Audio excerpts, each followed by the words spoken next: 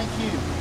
Thank you for showing courage to stand up to bullying. And the reason why I say that is because one of the most important ways that we can stop bullying is if we stand up and be courageous. That means that young people like you take a stand. And when you see bullying happening, you speak against it and not for it. I was up in Washington last week when they were dedicating the King Memorial. So that's why I wore my King stuff. And one thing that Dr. King talked about was having a dream that we would all be able to live together and be together in brotherhood. Remember that? That I have a dream speak? Yes. But that also applies to the way that we treat each other at school as well.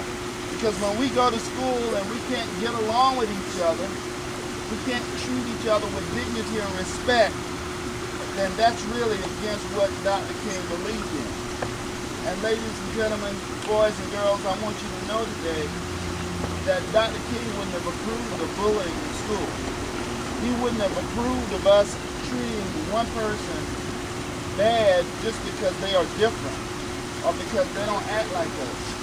He wouldn't have approved of us mistreating people based on the way they thought, the way they dressed, or the way they look. All these kinds of things lead to bullying. I can remember growing up when I was your age in Roseville, South Carolina. And something I haven't shared with a lot of people. But I was a small kid. And so I was bullied.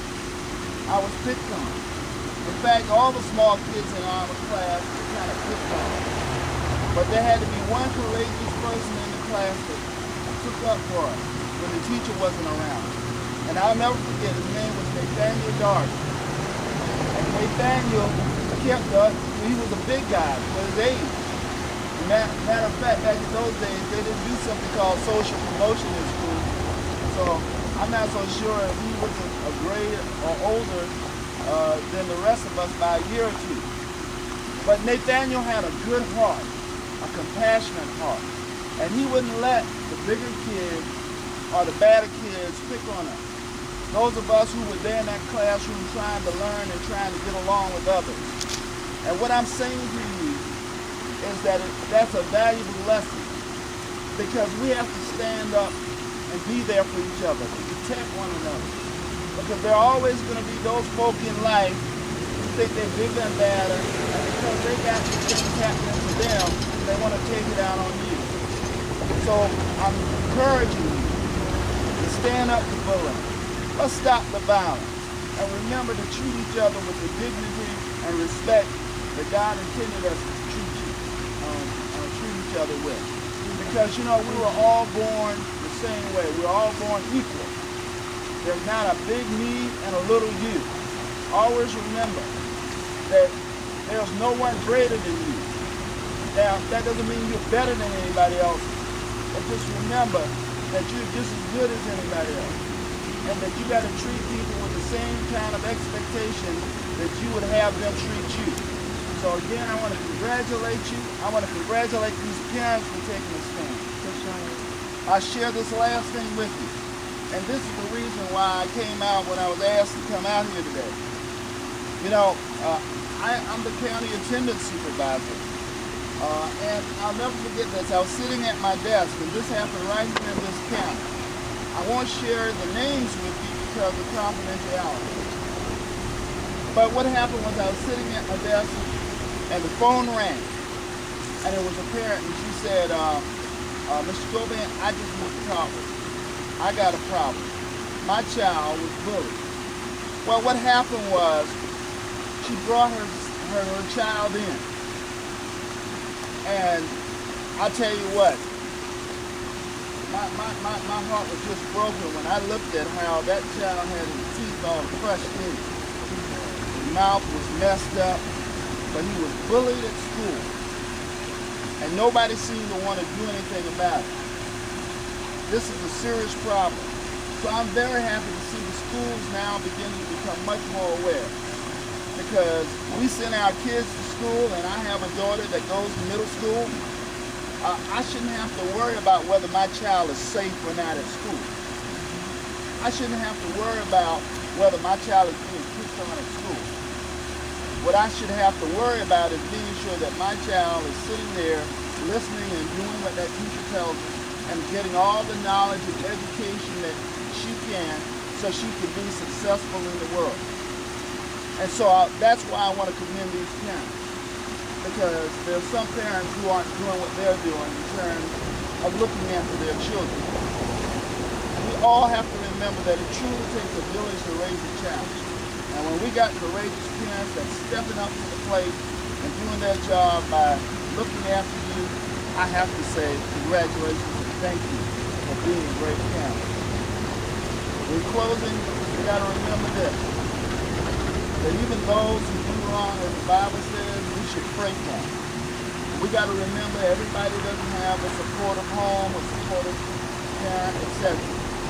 We have to remember to tolerate and try to basically care for those even if they don't care for themselves. So again, congratulations. Thank you for taking this courageous step. We'll all work together. We have 2 bills in the legislature that are coming up this year. One of them I sponsored that puts more teeth in the law that basically says if someone is convicted of bullying, that there should be some type of punitive measure to make sure to discourage it from happening again. The other bill, thank you, the other bill that's in place basically says that the schools have to be more accountable in terms of reporting, and that administrators, they can't just sweep it under the rug. They have to document it and show that they've taken action in terms of the discouragement. They have to educate their staff, other teachers and staff and personnel to recognize it and how to deal with it. So we are taking steps because this is something that we have to deal with and stop. Remember, there's nothing wrong with being different. There's nothing wrong with being different. So again, thank you. Congratulations to the boys and girls staff for taking this initiative.